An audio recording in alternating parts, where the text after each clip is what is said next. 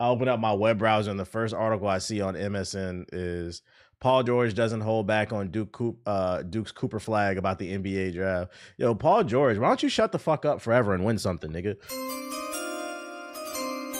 God damn, ban that nigga's mic, bro. I never seen a player. I always felt like indifferent about him, but I never seen a player just like ruin his own reputation. Shut up. Just play ball. Retire. If you be a full-time podcaster. Did you see my Discord message? No, I have not been on Discord at all. I appreciate the super chat, twin. I guess dropping a super bag on a super nigga like me would be super appropriate for a time like this. I'll check it later. What up, TBH? Yo, shout out to Arno with the super chat. Night Rain is nice, but I glitched on the map during the final boss and don't know if I want to deal with it again. I feel that. That's fucking annoying. Like getting to the final boss and that shit glitched. I like it, but it is what it is. Like, it definitely has problems. Not sure anyone's watched this, but here's Neil Druckmann giving more details on the new Naughty Dog game. I think I played that already. Let me bring out this joint. Do you use Notion? Because I don't have an idea I want to share with you on there. Nah, I tried Notion. I didn't really like it. I'm going to Snapchat Sonic my intrusive thoughts. I didn't really like it. I just write all my thoughts down in Google Docs. I thought about giving it another try, but like it felt like it was too complicated for what I wanted. Like I like to keep my shit real simple. I get why people like Notion, but I like my shit real simple. We got an update on our fallen brother, which is funny because we had an update for the update on the last stream. If you missed 2 streams ago, EA's game, their studio Cliffhanger Games under EA, their Black Panther game was canceled. And then the very next day, we got an article explaining why it was canceled. If you missed that stream, basically they said, EA's CEO said they wanted to focus on games that make them money. And they don't know if this game was going to make them money. That was the gist of it. So basically expect more Apex, more Madden, more FIFA, more live service. And now I have another article that just hit my social media For You page today with some more details about the game, unfortunately. According to Eurogamer, yeah, more NHL. They're going to microtransaction the fuck out of it. Why do people it's funny, subscribe to the idea of Shadow having a BBC? Only Sonic wields that type shout of out power. to Obi-Wan. It's funny because when the microtransactions for the alpha of Skate first came out, I said that was a red flag. Because I'm like, the game's not even out and they're putting microtransactions out and niggas is dick munching because they want to play Skate so bad. And then that article came out the other day, how they want to focus on games that make them money. And they specifically said they want to focus on Apex, Madden, college football, and Skate was one of the games that the CEO listed. And that's because they know those games are going to make them money. Translation, they want to focus on microtransactions. They don't want to give us enriched, story-driven games with unique gameplay, amazing voice acting, storytelling, choices. They don't want to do nothing innovative. They want to milk you dry. And because you niggas ain't getting no bitches, you gonna let them milk you. Let me see. We got a new article. EA's canceled Black Panther game would have featured an evolved take on Shadow of Mordor's Nemesis system. Say it ain't so. Today, towards the end of the last month, EA's canceled its single-player Black Panther game and closed the development behind it, Cliffhanger Studios. At this time, an email seen by the media says this decision would enable the publisher to sharpen our focus and put our creative energy behind the most significant growth opportunities. Literally what I just said to you. I did not read this article before, but they're summarizing the articles before. This is what the CEO said. We want to focus our creative energy on significant growth. Translation, microtransactions. So once again, funny thing about this is we're talking about Black Panther, and in that previous article, they were talking about Skate. That's a red flag for Skate. I mean, we knew that there was going to be microtransactions, but they're blatantly telling us that is going to be our focus, milking that fucking game. Yellow flag. I wouldn't get my hopes up for that too much. But anyways, since then, a Bloomberg report has revealed a few more details from Cliffhanger Studios' now canceled Marvel game, including that the project was looking to build upon ideas from Monolith's Shadow of Mordor games, such as its Nemesis system. Every time someone gifts or more subs, I'm gonna text Sonic my feelings. Yo, shout out to Chef Negro with the sub. I'm curious on how, cause the system was available to the devs to use. I'm Commander Shepard, and this is my favorite resubscriber on the Citadel. Shout out to J-Star with the sub. I'm gonna guess they probably tried to recreate it. They tried to reverse engineer it. The Nemesis system is patented, but you are allowed to reverse engineer technology. If you create something similar but doesn't have the same solution to getting to solving that problem, it's totally legal. Anyways, Cliffhanger was going to expand on this mechanism with playable heroes such as T'Challa, Killmonger, and Shuri all competing to earn the title of Black Panther. According to the report, players would select one character to play as, with others then becoming rivals they could build a relationship with. Additionally, Cliffhanger's Black Panther game would feature Marvel's fictional race of extraterrestrial shapeshifters, the Skrulls. In the game, the Skrulls will be attempting to invade Wakanda, with some of the alien creatures posing as allies. Meanwhile, other members of the Skrulls might have remembered the player's behavior and acted accordingly, sort of like in Shadow of Mordor, the report. So you would have been able to make choices based off your conversations with Skrulls, and that would have changed the game. The report stated calling it an ambitious system. So yeah, this article is just calling it the Nemesis system, but it sounds like they had their own working prototype. They basically reverse engineered it and they were trying to do their own thing. However, despite its vision, the Black Panther developer had a hard time showcasing the game's procedurally narrative experiments, with those close to the project stating that the processes were slowed down to the team building both a new game and a new studio at the same time.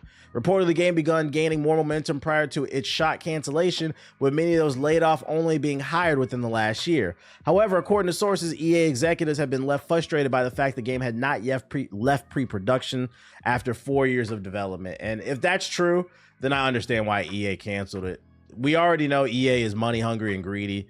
That's what they want to focus on. And you were developing the game for 4 years and it was still in pre-production. What were you guys doing? Showing up to the studio every day, just hanging out? Like, what the fuck were you guys doing? That's why the game was stuck in pre-production for 5 years. Probably. It was probably stuck in pre-production for 4 years because they were trying to figure out how to do the Nemesis system. And it kind of goes back to what I was talking about in my previous stream, where sometimes I think people go a little too hard on these developers thinking that they're trying to create a stinker. But I think this is a case of, like, this was a junior team trying to create a varsity game, meaning that, like, I don't think the talent behind Cliffhanger Studios was talented enough in game development, experienced enough to create the things and the ideas that they wanted, and they didn't find that out until they tried to actually do it. It sounds like Cliffhanger Studios is probably made of juniors and seniors from fucking Full Sail University, which is unfortunate. EA's downfall is going down hard bad. EA's downfall. EA's up, nigga. What are you talking about? Stock prices and shares, I don't know if you guys know, are primarily driven by sales. EA's downfall is not happening if it does happen, it's not happening anytime soon. EA shares. EA is up 2% at $145 per share. In the last year, they're up 12%. In the last 5 years, they're up almost 30%. You talking about their downfall, nigga? No. The way business works is sales. Yeah, they canceled this game, and you may not like the state of Apex. You said how? Because for those who don't frequent my stream, EA is the holder of 4 of the best-selling games of 2024: Madden, college football, FIFA, and the MVP bundle. The MVP bundle, for those unaware, is Madden and college football sold together at a smaller price as a bundle. They have 4, I repeat, 4 of the best-selling games of 2024. Y'all talking about EA is gonna fall off? No, these Madden niggas are addicted. These FIFA niggas cannot stop messing with Messi. College football fans have never even been to college, but they can't get off the game. And when skate comes off, they gonna ride that bitch till the wheels come off. So, friendly reminder, not financial advice. I'm just speaking in generalities. If you ever want to learn anything about investment, the only thing that matters is if the company is making money or not. You have to learn to remove your feelings from things. And be like, all right, what's their books looking like? Are they making money? It might be something worth investing in. You talking about EA's about to fall off? No, they're not. To no, the fuck they're not. Yo, shout out to Skrill's World with the sub. type of power. So the only thing I can suggest, if we want more cool original games, we gotta start holding our friends accountable.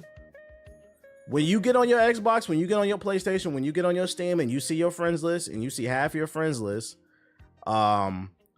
playing Madden, you need to send them a message like, hey bro, I love you, but I wish you'd stop. Put the crack pipe down, please.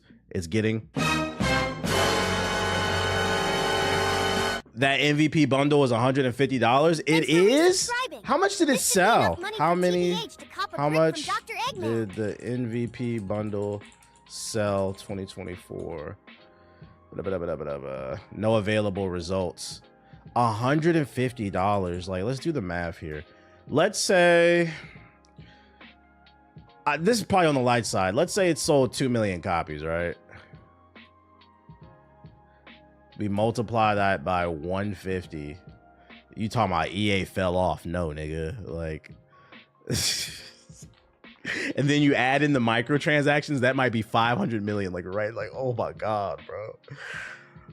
Can you explain what exactly was special about the Nemesis system? Isn't it just when an NPC that remembers what you did, like in Telltale games or open world games like Fallout, Outer Worlds? Sort of.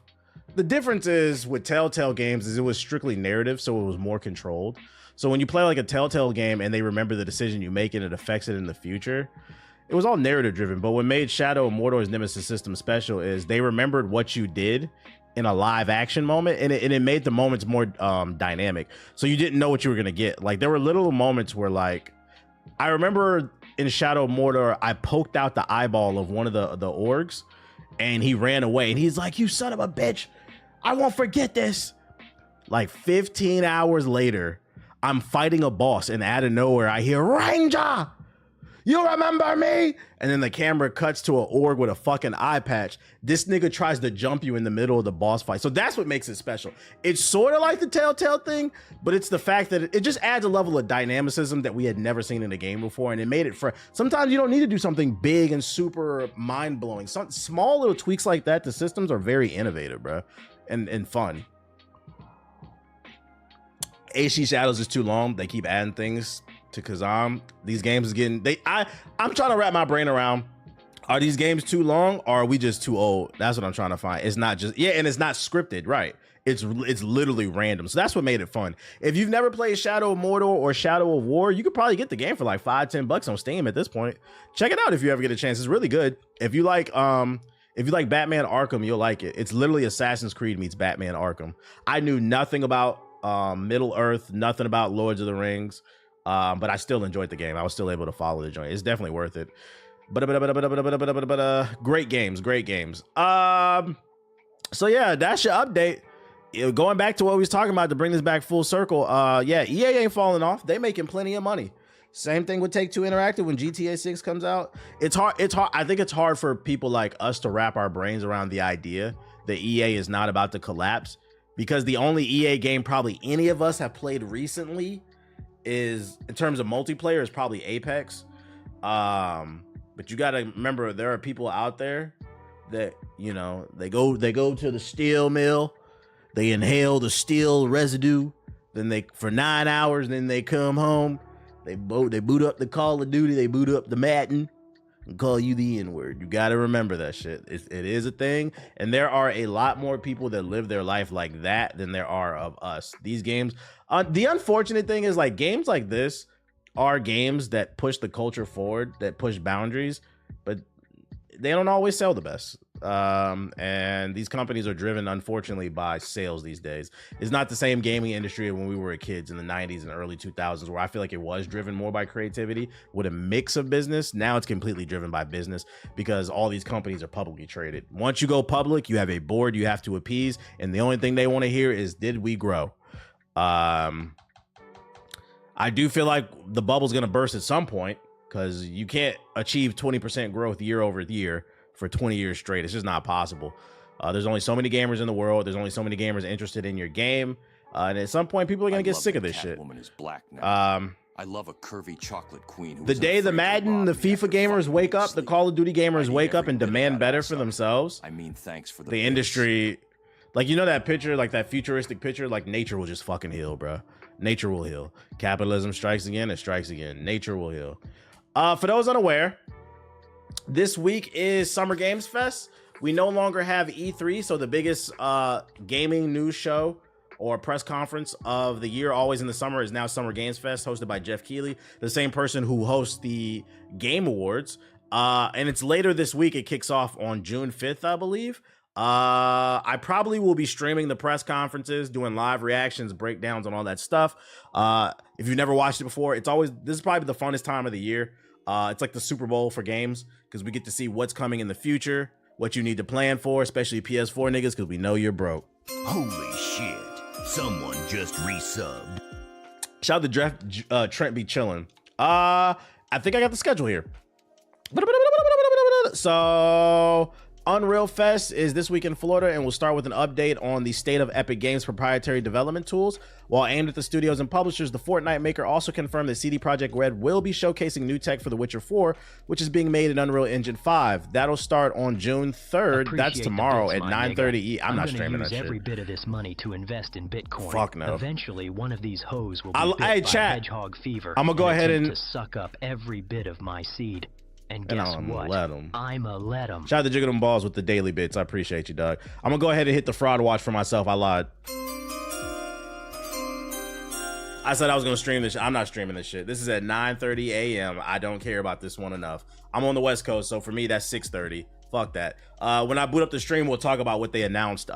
This one will be pretty boring because the state of Unreal is more for like game developers. But if you're interested in game development, this would probably be the interesting one for you, because the Unreal Engine is free. They're going to show off the latest tech that they have for game developers, and you might get like a preview at some new games and stuff like that, but this one's more nerdy. Then see the Mixed Summer Games Showcase on the 3rd. Is this the trailer for this? Let's see, continue reading. Formerly known as the Guerrilla Collective, the Mixed Summer Showcase will be an event dedicated to debuting new and upcoming indie games. They are usually fun and full of smaller but neat looking projects you might not over. So this is the indie one. This one will be at 12. I'm not streaming this one too. I lied about that. Because that shit is at 9 in the morning for me. I'm not getting up for that, nigga. I'll be just waking up. Let's look at the trailer though, but I'll go over whatever they announce. I'm not gonna lie, they probably won't see nothing too crazy. Yeah, a bunch of Doom clones, not gonna lie. Oh, they don't have a trailer, it's just for the thing. I think I'm just gonna watch. Yeah, that's the main thing I'd be excited for, the main showcase. What up, Tim? And then Summer Games Fest Live, June 6th. I think this is the main one. Game Awards host Jeff Keighley will be backstage in LA this week to host his 5th Summer Games Fest. It's been 5 years, god damn. 5 years since the collapse of E3. At some point, we're going to be telling our kids about that. The event is usually several hours long, featuring updates and world premieres on dozens of games and a celebrity cameo or two. Last year's show included Star Wars Outlaws, Black Myth Wukong, blah, blah, blah, blah. We get it. This one starts June 6th at 5 p.m. EST, which would be 3 for me. That's actually great because it'll be 7 hours. So we'll probably stream the whole thing of that. I'm going to put that in my phone so I don't forget. See, June 6th. That one I will live stream. That is Friday. All right, let's see. Bro, don't hit me. Summer Games Fest, 3 p.m. Why you hit me, bro? That's not nice. Here we go. Wednesday, no, Friday. Save. Boom. Damn, 5 years already. 2 p.m. for me. Wait. Oh yeah, you're right too. You're right too. My fault too. You're right. I'm tired. Let me fix that so I know. That's still cool. That's a cool time. And then Days of Devs Summer Games Fest Edition. This will be on June 6th. Day of Devs is my favorite twice annual gaming showcase featuring a wonderfully curated selection of eclectic games hyped directly by their creators. They're always at least one super cool looking, some more indie games basically. Probably sit down with some of the indie devs and so they can talk about their games. That's at 7 p.m. Maybe I'll stream that because that's like right after this one. And the Outer Worlds 2 showcase is Sunday too, right? I don't know. Let me scroll down. IO Interactive's James Bond showcase on the 6th. That starts at 9 p.m. Oh, this is going to be a long stream. God damn. Yeah, I'm not gonna lie, we're gonna have to hit the gamer subs on Friday, chat. Hot on the heels of Day of the Devs is IO Interactive Showcase featuring updates on Hitman, Mind's Eye, and our first big look at the studio's take on the James Bond's franchise with 007 First Light, Mind's Eye, a techno thriller third-person shooter, okay, from ex-Grand Theft Auto producer Leslie. Oh wait, they're talking about Mind's Eye, never mind. Boo. We don't care about that shit. We only care about fucking this 007 game. I want to see what this is about. So that one will be at 6. I'll probably turn it off when they put on Mind's Eye. That'll put me to sleep. And then the Wholesome Direct is on Saturday, June 7th. A barrage of colorful, vibrant, and adorable cozy games. I'm not streaming that shit, chat. That shit's for nerds. Y'all can watch that on your own time. It seems like Friday's the only one worth streaming. Me waiting for Gears of War E-Day news. Yeah, where the Xbox Showcase at? Future Games Showcase, Summer Games Show, June 7th. The Future Games Showcase is sort of like the intermission of the annual Summer Games Fest celebration, with everyone still hungover from Summer Games Fest live the day before. A bunch of interesting announcements for games you've never heard of sneak out in the afternoon or on Saturday just for you to discover. Trailers a week ago later. Wait, what did I miss? Oh, okay, there is an Xbox Showcase. So June 8th on Sunday. Am I right about that? So we're gonna stream that one. Let me write that one down. Got to do the Sunday. We got work this weekend, chat. We got work this weekend. Let's see, Xbox Showcase. That's at what time? Microsoft will be hosting its big summer event during the traditional Sunday slot. It's held back during the height of E3. Since then, the tech giant has gobbled up half the video game industry and started taking its first-party releases multi-platform. Its 2025 Xbox Showcase will likely contain updates on things like the next Fable, Gears of War. We gotta see some Gears of War E-Day gameplay, and Call of Duty, with a second mini showcase dedicated entirely to the Outer Worlds 2. Set to take place afterwards. While the company is rumored to have backed off making a dedicated gaming handheld, an Xbox branded version of the next Asus ROG Ally will probably get unveiled during the event this weekend. This is 1 p.m. on so 10 o'clock for me, 10 a.m. 10 a.m. on a Sunday, 10 a.m. on a Sunday, Saturday, Sunday, boom. Save that one in the schedule. Need that Fable gameplay. Yeah, it's overdue. They need to show some shit. We got to see Halo. Halo? What are you talking about, bro? Ain't no Halo coming, bro. That Halo that they showed, the Unreal Engine 5, that ain't coming anytime soon. Okay. And then the PC Game Show, also on Sunday. The PC Game Show, hosted by Day 9 Plot, returns with the perfect live stream to find out what's coming next in the world of PC. This shit will probably be ass. The PC Gaming Show is always ass. I ain't streaming this shit unless I want to take a nap. While there are plenty of showcase for small indie games from the big console blockbusters, the PC Gaming Showcase always does a great job of highlighting the wonderful, varied middle ground of PC-centric releases. I don't know if I'm gonna stream that one. Why do you keep hitting me, dude? You need a hug? You need a kiss? You want to talk to the people? You want to lick your lips on the mic? Yeah. Why you being light skinned? Talk to the people, Piccolo. Stop licking your lips, bro. Quit being light skinned. Let's see. We wouldn't have to wait so long for new games if the industry wasn't so obsessed with giving every game photorealistic graphics. I don't know if that's the problem. I think the bigger issue is everybody still has this idea they need to release their games in the fall. But I mean, when you have a game like Split Fiction that just recently came out, I don't think everybody's worried about hyper realistic graphics. And is there anything else? Is there a June Nintendo Direct? Nintendo has traditionally held some sort of event in June to tease its summer games and fall lineup, but you might have heard that it's currently in the middle of launching the Switch 2. Yeah, for those unaware, the Switch 2 comes out on the 5th. I seen a tweet earlier, and they were talking about, like, this feels like the most anticlimactic launch for a video game system ever. And I'm not gonna lie, I literally talked to my girl about this morning. I was like, does it feel like a new console's coming out? She was like, no. I was like, I kind of agree. I don't know what it is. Like, outside of the people who like pre-ordered it, it didn't seem like anybody's really that excited for it. And I think it's because, like, Mario Kart's cool, but like, I don't really want to play it that bad. That's why I wasn't tripping out that shit. Like, y'all gotta come with some better games. Where is Sony's big summer showcase? Because of the game pricing, that too.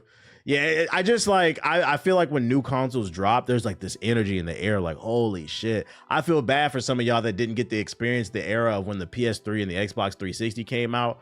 Motherfuckers was camping and shit like that. I mean, even with the PS4, actually. That's probably why y'all still camped out with that shit now. Sony's also MIA at the moment. Well, if they ain't got nothing going on, who cares? $80 game's a potential brick in my purchase. Nah, I'm good, fam. I feel that. Vote with your wallet. So yeah, that's the lineup. That's what's coming this week. It should be a big week for announcements. I'm excited to see this James Bond game. It's been a while since we had a James Bond game. I hope we get some new original IPs, some stuff we've never seen before.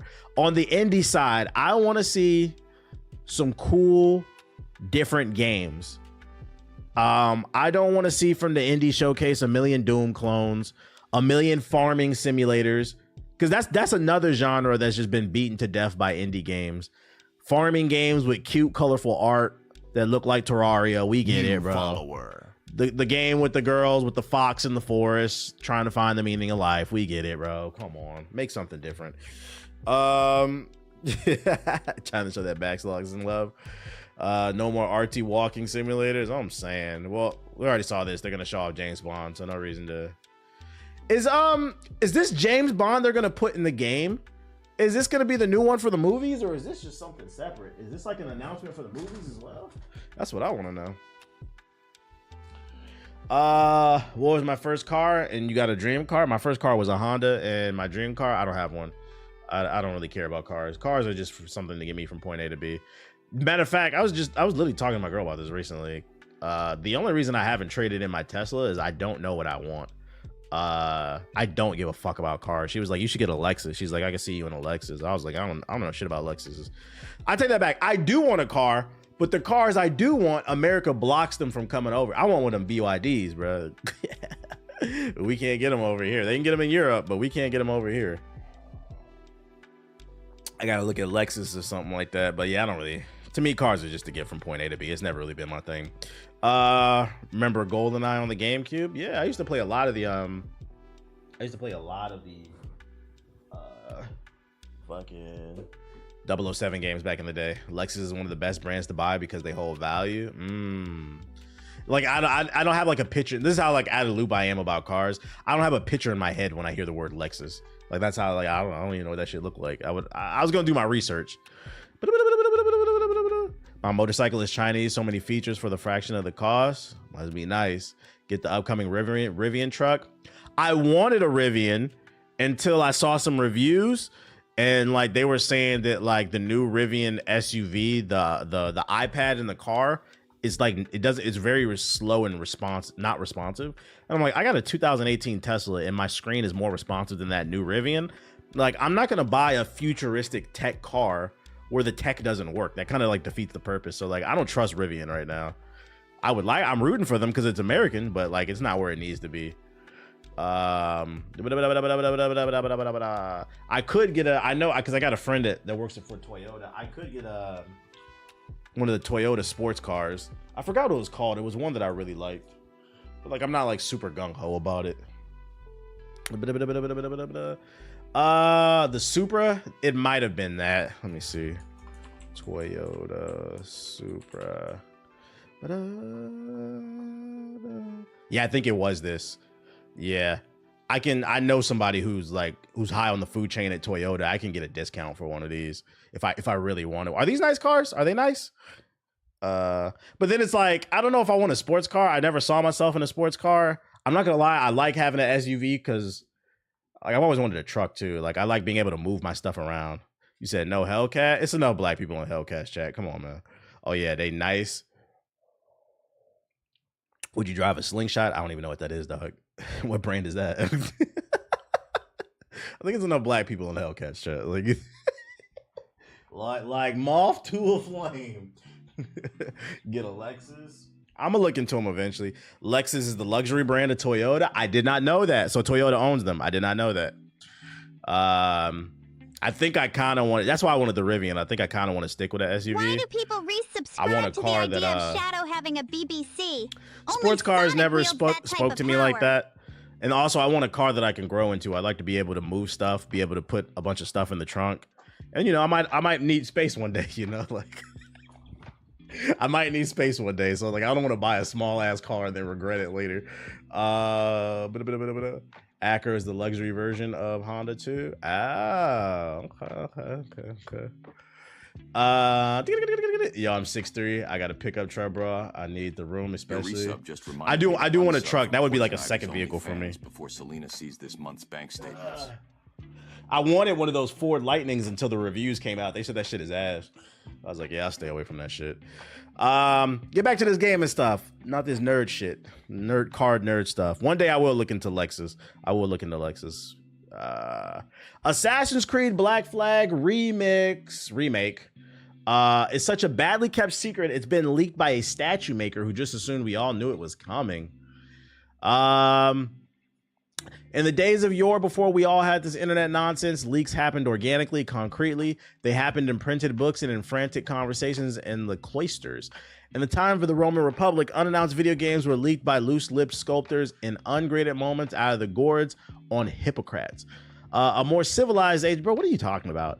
And one we've recaptured thanks to the good folks at Pure Arts, a merch maker that deals in a line of Swish Assassin's Creed statues featuring the likes of Ezio, Altair, Cassandra, Bayek, and all other hooded murderers you know, love from Ubisoft's long-running Pope fighting sim. What are you talking about, bro?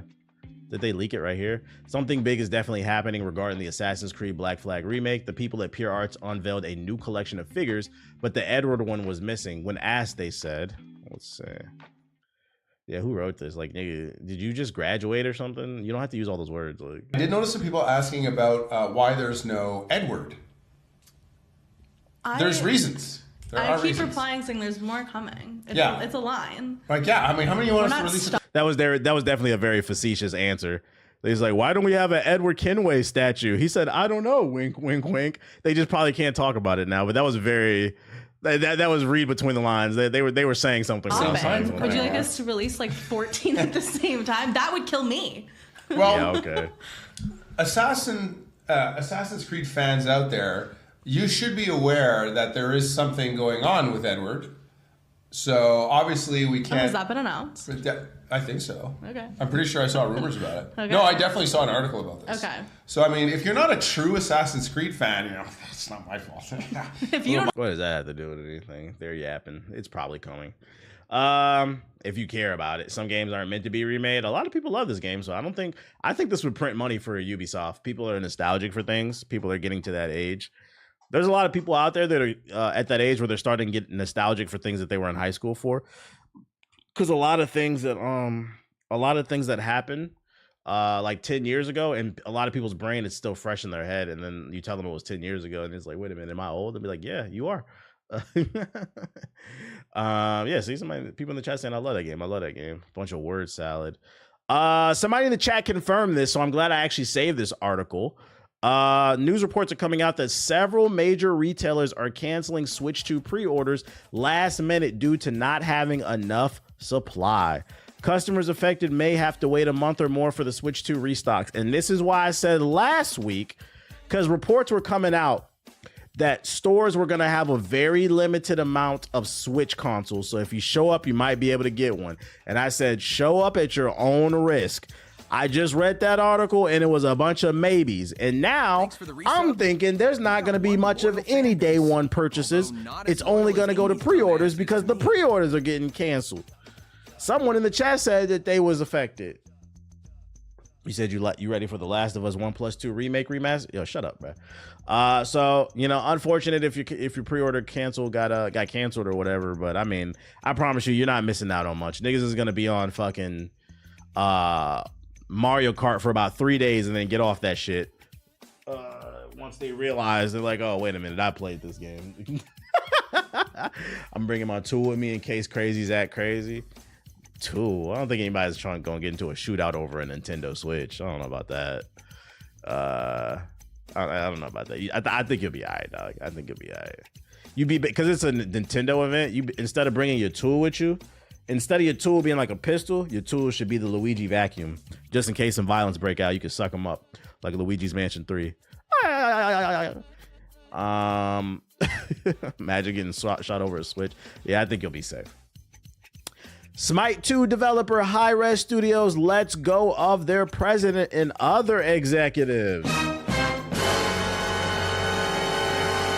Smite 2 developer Hi-Res Studio has been hit by more layoffs. This time, however, rather than developers being let go, it was the executive leadership. About time. This is how it usually should go.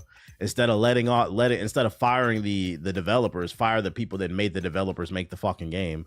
First revealed on social media by a former Hi-Res employee, the studio has let go of their president Stuart Chisholm, executive producer Travis Brown, and another senior staff member known as Radar. The news was then confirmed on Reddit by Alex Canator, who said that he is now leading the development team at a subsidiary Titan Forge. Unfortunately, there were a handful of layoffs in senior management positions only last Thursday.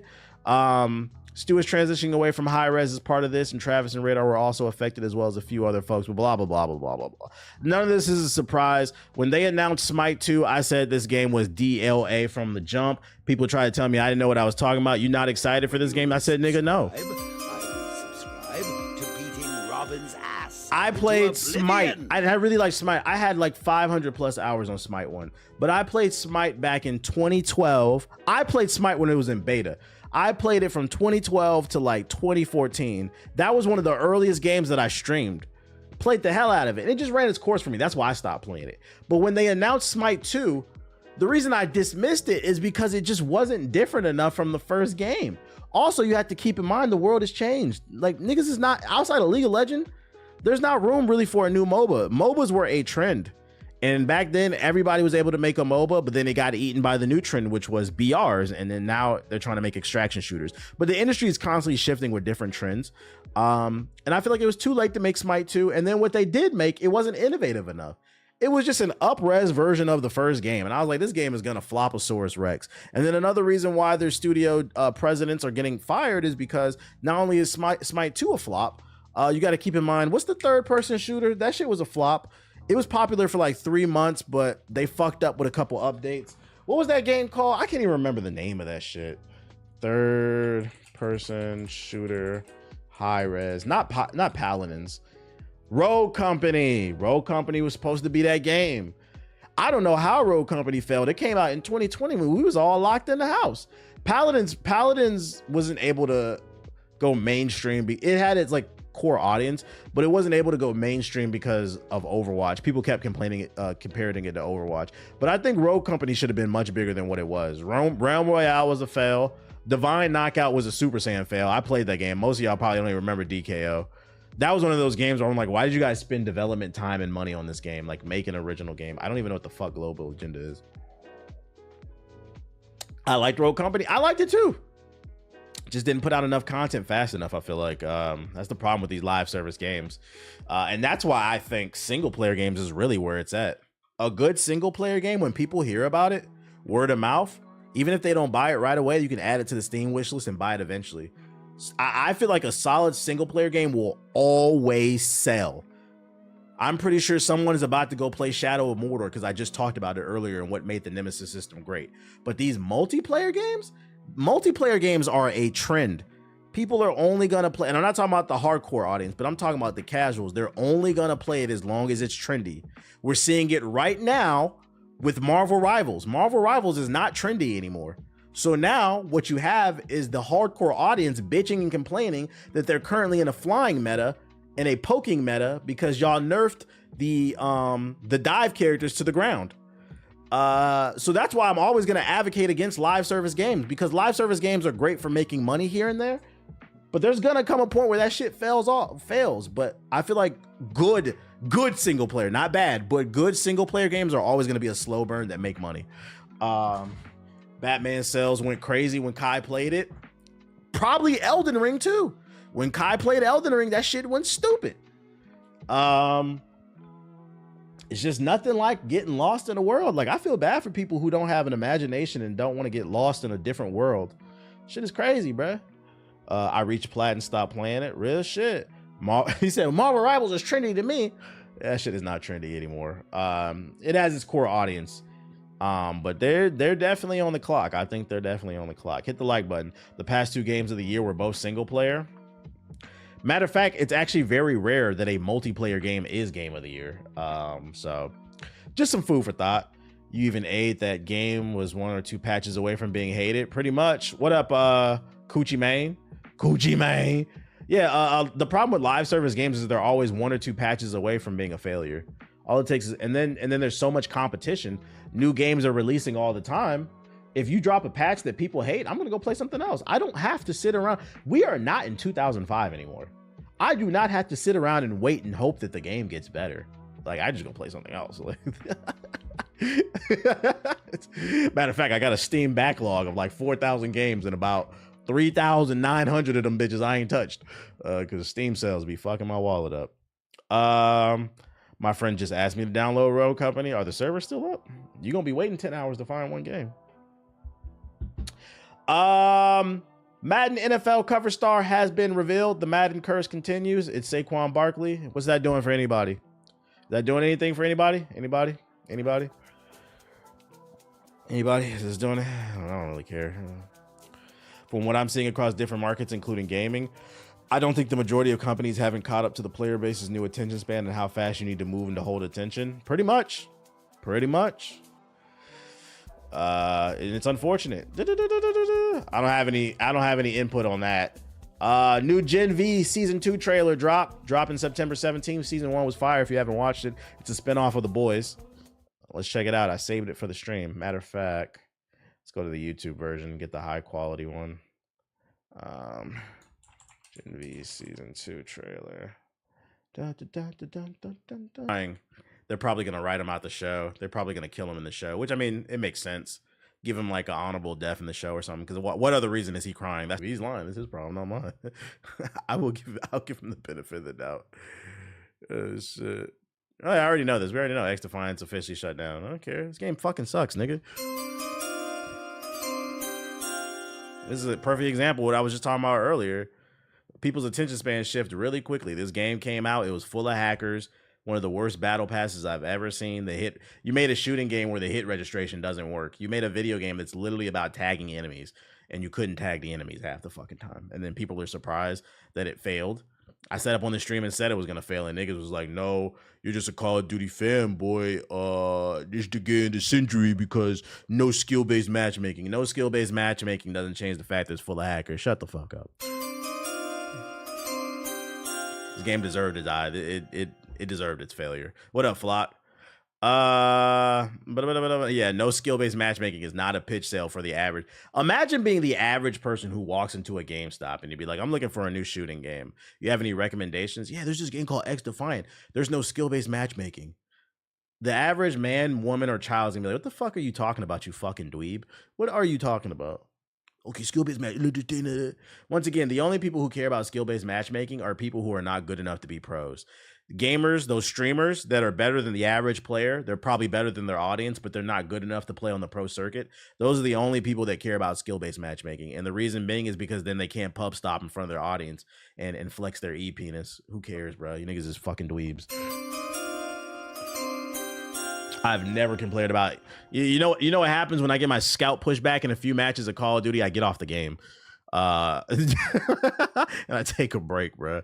One of my boys, friends, was a huge advocate for X Defiant and said it was better than COD, but he only plays free games. You said that nigga broke. X Defiant was helmed by the guy who made the worst COD. I don't know why people were excited. Ding, ding, ding, ding, ding. Yeah, another one. We'll see you next year. Another flop, I'm pretty sure. Is that all the articles I got? I think